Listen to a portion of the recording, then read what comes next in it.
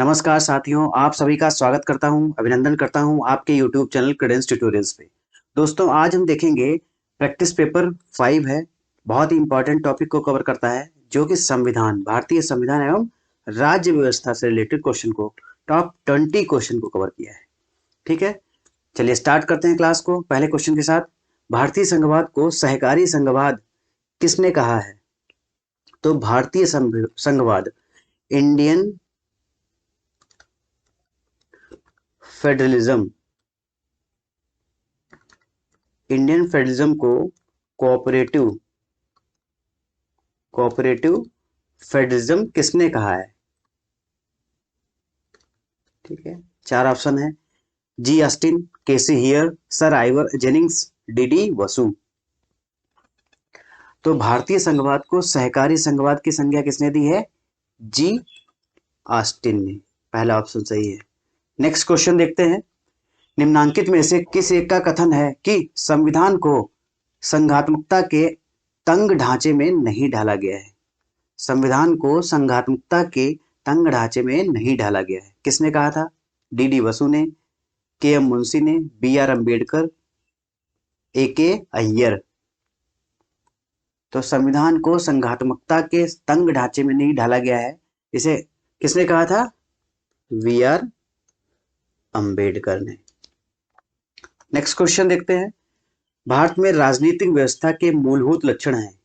यह एक लोकतांत्रिक गणतंत्र है। इसमें संसदात्मक रूप की सरकार है। सर्वोच्च सत्ता भारत की जनता में निहित है। यह एक एकीकृत शक्ति का प्रावधान करती है। नीचे दिए गए कोड में से सही उत्तर का चयन कीजिए। ठीक है, तो भारत में राजनीतिक व्यवस्था के मूलभूत लक्षण कौन कौन से हैं? यह एक लोकतांत्रिक गणतंत्र है। इसमें संसदात्मक रूप की पार्लियामेंट्री टाइप ऑफ गवर्नमेंट है। पार्लियामेंट्री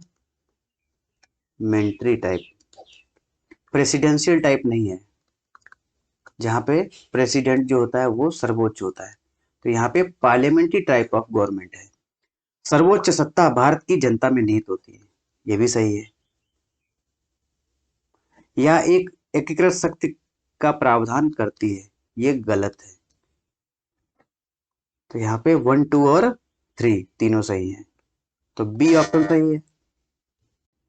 नेक्स्ट क्वेश्चन है। भारतीय राजनीतिक पद्धति के बारे में निम्न में से कौन सही नहीं है?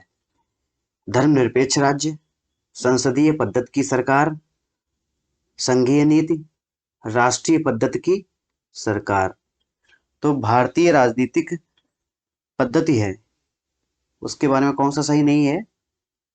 राष्ट्रीय पद्धति की सरकार। नेक्स्ट क्वेश्चन देखते हैं। निम्नलिखित में से किसके विनिर्धारित होता है कि भारत, नेक्स्ट क्वेश्चन है, निम्नलिखित में से किससे विनिर्धारित होता है कि भारत का संविधान परिसंघीय है? संविधान लिखित एवं अनम्य है, न्यायपालिका स्वतंत्र है, अवशिष्ट शक्तियों का केंद्र में निहित होना, केंद्र तथा राज्यों के बीच शक्तियों का वितरण होना। ठीक है, तो भारतीय संविधान एक परिसंघीय है। तो इससे, इन चार ऑप्शन से किससे पता चलता है कि भारत का संविधान एक परिसंघीय संविधान है? तो यहाँ पे लास्ट ऑप्शन है, केंद्र तथा राज्यों की शक्तियों के बीच का वितरण। जो पावर डिस्ट्रीब्यूशन है,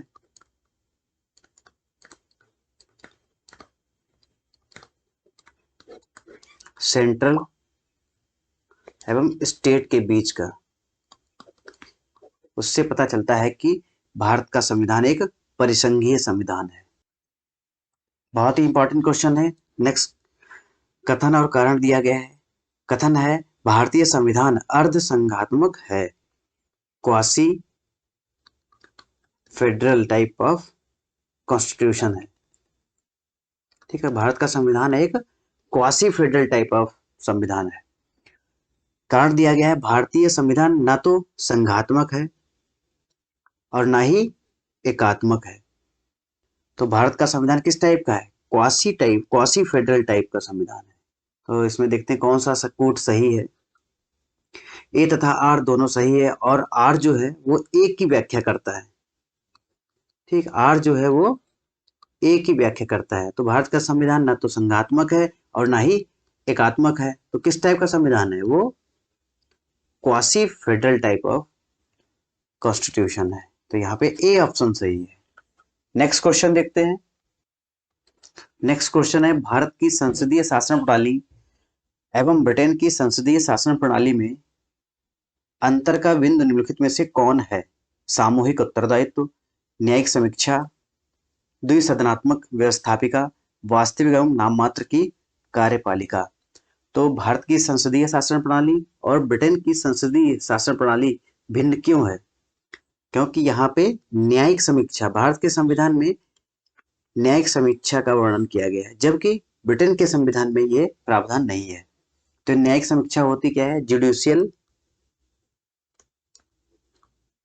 रिव्यू।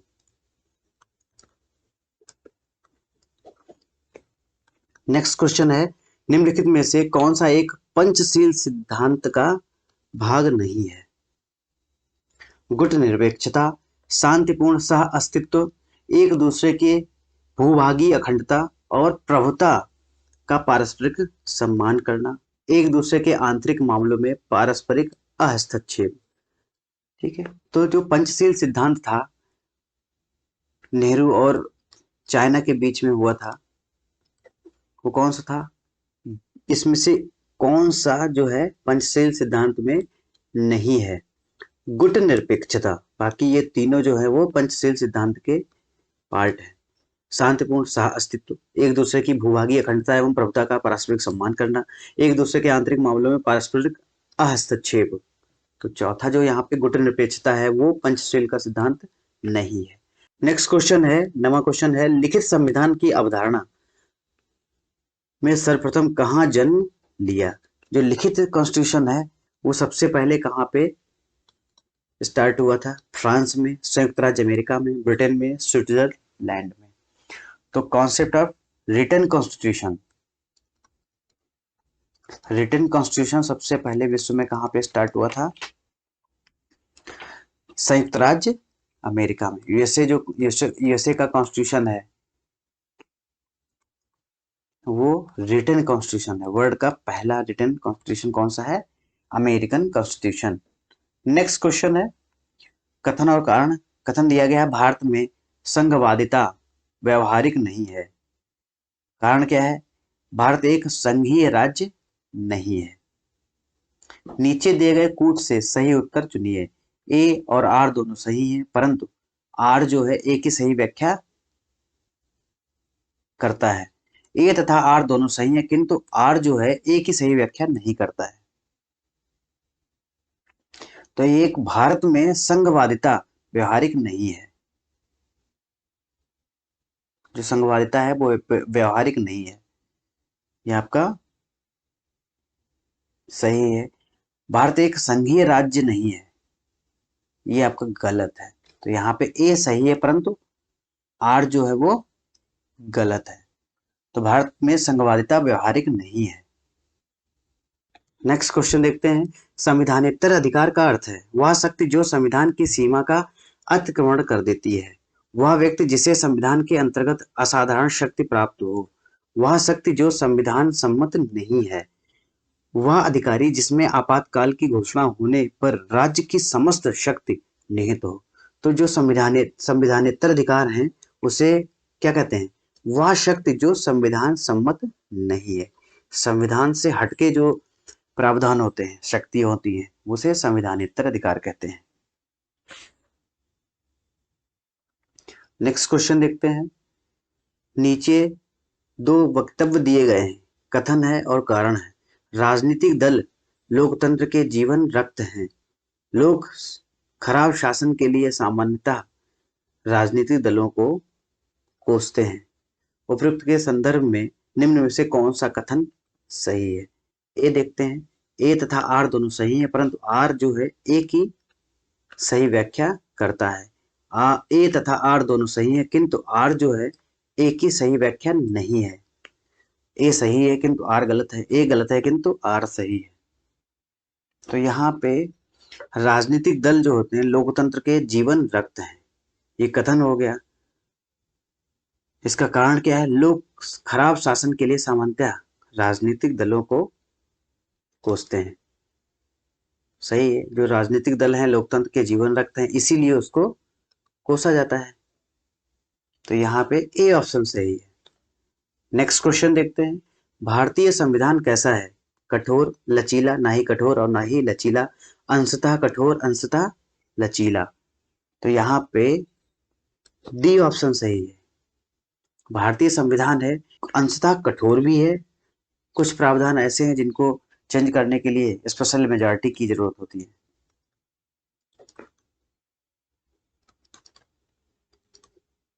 और कहीं कहीं पे लचीला भी हो जाता है। तो जो फंडामेंटल राइट्स हैं वो रिजिड हैं, एक प्रकार के रिजिड हैं, और जो डायरेक्टिव प्रिंसिपल हैं डीपीएसपी, ये आपके लचीले हैं। तो इनको अगर चेंज करना है तो आपको स्पेशल मेजॉरिटी की जरूरत पड़ेगी। अगर इनमें कोई चेंज करना हो तो आपको सिंपल मेजॉरिटी, आपका संविधान संशोधन टाइप ऑफ मेजॉरिटी। तो यहाँ पे अंशतः कठोर और अंशतः लचीला। नेक्स्ट क्वेश्चन देखते हैं।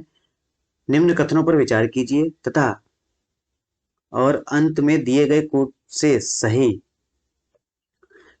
नेक्स्ट क्वेश्चन है निम्न कथनों पर विचार कीजिए और अंत में दिए गए कूट से सही उत्तर का चयन कीजिए। भारत के संविधान में एक संघीय प्रणाली का प्रावधान है। जो भारत का संविधान है उसमें एक संघीय प्रणाली का प्रावधान है। उसने एक बहुत शक्तिशाली केंद्र की रचना की है। तो भारत का संविधान एक संघीय टाइप ऑफ प्रणाली है और उसने एक बहुत शक्तिशाली केंद्र की रचना की है। तो संघीय शासन प्रणाली तो है ही, और एक शक्तिशाली केंद्र की रचना की है, ये नहीं कहा जा सकता है। तो यहाँ पे बी ऑप्शन है। ए तथा आर दोनों सही है, किंतु जो आर है ए की सही व्याख्या नहीं है। ठीक है, यहाँ पे बी ऑप्शन सही है। नेक्स्ट क्वेश्चन देखते हैं। भारतीय संविधान अधिक कठोर और अधिक लचीला के मध्य एक अच्छा संतुलन स्थापित करता है। यह किसने कहा था? बी आर अम्बेडकर ने, एमपी पायली, अलेक्जेंड्रोविक्स ने, केसी हियर ने। तो भारतीय संविधान अधिक कठोर और अधिक लचीला के मध्य एक अच्छा संतुलन स्थापित करता है। ये किसने कहा था? केसी हियर ने। नेक्स्ट क्वेश्चन देखते हैं। भारत में प्रजातंत्र इस तथ्य पर आधारित है कि संविधान लिखित है, यहाँ मौलिक अधिकार प्रदान किए गए हैं, जनता को सरकारों को चुनने और बदलने का अधिकार प्राप्त है, यहाँ राज्य के नीति निर्देशक तत्व हैं। तो भारत में प्रजातंत्र इस तथ्य पर आधारित है कि जनता को सरकारों को चुनने और बदलने का अधिकार प्राप्त है। नेक्स्ट क्वेश्चन देखते हैं। निम्नांकित में से कौन एक अध्यक्षात्मक शासन प्रणाली का आधारभूत तत्व है? अध्यक्षात्मक शासन प्रणाली एक प्रेसिडेंशियल फॉर्म ऑफ गवर्नमेंट होता है, एक पार्लियामेंट्री टाइप ऑफ गवर्नमेंट। तो ये क्या है? प्रेसिडेंशियल। तो प्रेसिडेंशियल टाइप ऑफ गवर्नमेंट का आधारभूत तत्व क्या है? संविधान की कठोरता, एकल कार्य प्रणाली, व्यवस्थापिका की सर्वोच्चता, अवशिष्ट अधिकार राज्यों के पास होना। यहाँ पे एकल कार्यपालिका, ठीक है, एकल कार्यपालिका।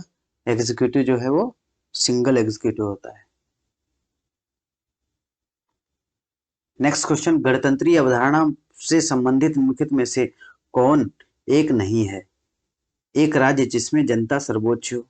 गणतंत्रीय अवधारणा। सर्वोच्च शक्ति निर्वाचन प्रधान में निहित हो।